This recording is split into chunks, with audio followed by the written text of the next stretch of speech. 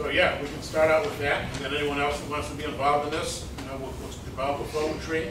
And I think that this could be an effective way to bring public attention to it, which could help us a lot. Take pictures as it's happening. Well, yeah, exactly, because you Video can just too, yes. email these to newspapers and stuff, and One more thing. One more thing I want to say is that, you know how Wendell said that they've been talking about this airport since he was in high school in the 50s, okay? Since the 1950s, we've gone through pretty good economic times. It's only recently that we've hit a long, long stretch now of really bad times. And Governor Quinn thinks this is the opportune time to build this airport. He's just doing that to appease the unions who gave him hundreds of thousands of dollars to get elected. Just like Local 150 beat me out of my primary by giving my opponent 25 grand. Every month, they kept doing, every week they did a poll until they gave them enough money that they had me out. Money is a way to get votes because you get your name out there. So why would it be the right time to build an airport? Transportation is down. They said 110,000 flights since 2003 at O'Hare. So there's no transportation need. Yeah, we need jobs, but do we need jobs just to create temporary construction jobs that would obliterate the farmland? No. What makes sense is to fix the crumbling infrastructure, our roads and bridges in the state of Illinois. You would not be getting this one small segment of people to work. You'd be getting everyone in the state of Illinois work. If our guys are out there on the roads working and building and the bridges and working, they're going home taking money to their wives who have kids, who are going out shopping, enrolling their kids in summer camp, taking them here and there. More and more jobs get created versus one little tiny segment of Peotone. Because if they built an airport, as all airports are, because we've traveled, an airport is basically its own little island. They put up this fence, nobody can walk on it, because they don't want you to get hit by a plane. And you are existing. Look at O'Hare. There's restaurants and shops that are beyond the gates. You and I, unless you have a ticket, can't go there, right? They're making money up there. They wouldn't have the restaurant in there. So the surrounding areas, yeah, around O'Hare there's lots of people, but they're not getting a lot of business from the airport itself. They're getting tax dollars, but they're not getting a lot of business. So. And the idea that you could replicate what happened around a certain historical period at O'Hare, replicate it out here is absurd. Right. Okay.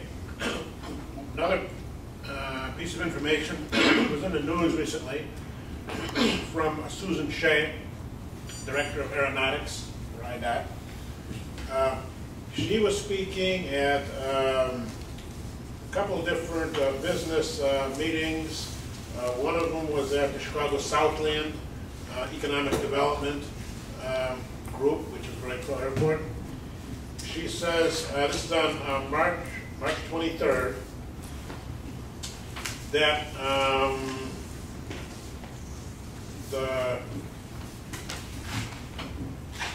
their updated, IDOT's updated aviation forecasts for the South Suburban Airport master plan has been approved by the FAA. This is a truly significant accomplishment, said Susan Shea, Director of Illinois Division of Aeronautics. FAA's approval of our forecast validates the need to develop airport facilities that will set the South Suburban Greater Chicago area, will serve South Suburban Greater Chicago area. Now,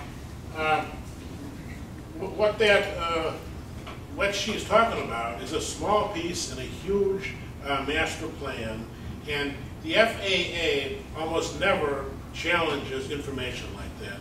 And interestingly enough, she mentioned this at Southland, and maybe somewhere else, I forget where else she mentioned it, but there was no big press release, no big press conference and press release, and I haven't had time to get to their site and see what I can find out how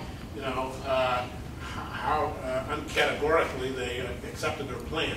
It makes me a little suspicious that she's not emphasizing this more in press releases. Yeah, Terry?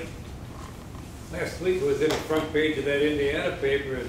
The FAA it said third airport ready to fly. FAA will start their study in June. Yeah. Because all the paperwork is in or whatever. Okay, I didn't see that one. And then it said that the Indiana Expressway, they showed all the different exits that they're going to have, 41, 55, 41, then hook up at Route 1 and 394 there. So they have Last week it was front page. yeah, they have a plan. Did they have layout where the expressway would come? No, I did, but Because they're a long way from coming up with that, and they're a long way from ever building that expressway. And so, you know, this is their plan, though. Have the expressway, have the intermodal freight, all this, but they've got major obstacles, like money. The biggest one.